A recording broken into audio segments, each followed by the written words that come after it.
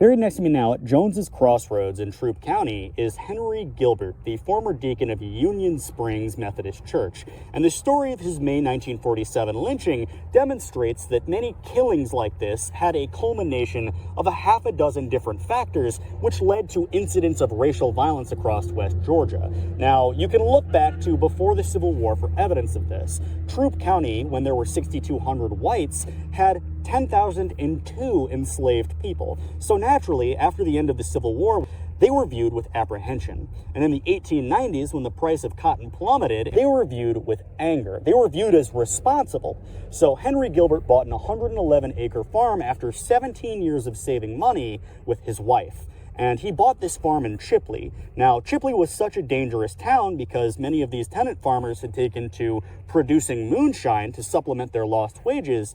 They were warned, if you were on the train passing through town, not to get off because you might not be able to get back on. That's how violent this local area was. And in May of 1947, a local black man named Gus Davidson, who, to be fair, was hated by both communities because he was a very violent man, arrested many times for violence against both blacks and whites, he got into an altercation with a man named Olin Sands. He was driving an old country road and he ran over one of Sands's cows. Now, this altercation turned into a fight, which made its way up to the Union Springs Methodist Church. Mass had just ended, and Henry Gilbert, along with a number of wives of the churchmen, they were standing out front, and up rides Gus Davidson, and a shot is fired, and Olin Sands, the white farmer, is killed. Now, Gus Davidson ran off into the woods, but the sheriff of Heard County accused Henry Gilbert of harboring him. Now, nobody in this community would have harbored Gus Davidson, but they brought Henry Gilbert in anyway.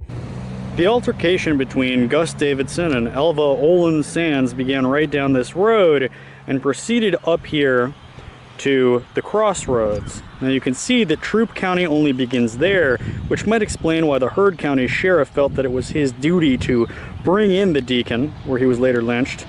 And you can see here that he would have passed by this crossroads store, and this is only about 2 minutes away from where the shooting actually occurred.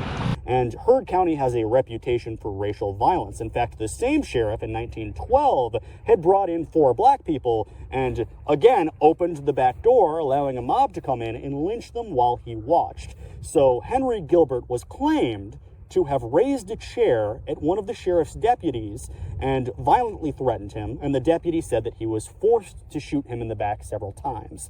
But the autopsy showed that his legs and arm were broken, and later that same deputy would recount his statement and basically go on to say, yeah, the sheriff opened up the back door and allowed an angry mob to come and kill him. So Henry Gilbert was buried here, and his wife, for decades, would move up north to escape any racial violence, and naturally, the farm, the 111-acre farm that he owned in Chipley, was sold for well under market value to relatives of Olin Sands, the man killed by Gus Davidson. And you can see here that although racism was a prime motivating factor for his death, you also had white flight, you had economic trouble, you had a population shift, you had basically high crime rates spurred on by economic collapse. And this all culminated in everybody needs a scapegoat.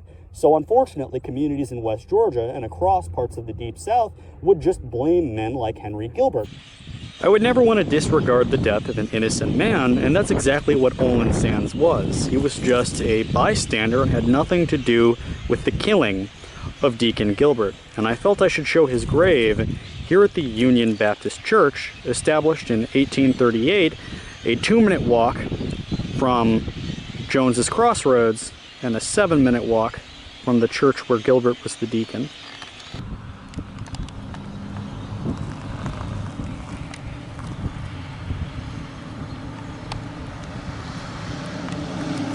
And places like Jones's Crossroads are so full of history. You can, from the front porch of the old Crossroads General Store, literally see the steps that Gilbert would have stepped on to make his way up here. Probably would have been here very often. You can see that these benches he probably would have sat on. And the whole community would have bought their products from right inside there, although I doubt it's open very much anymore. And he actually has a little memorial right over here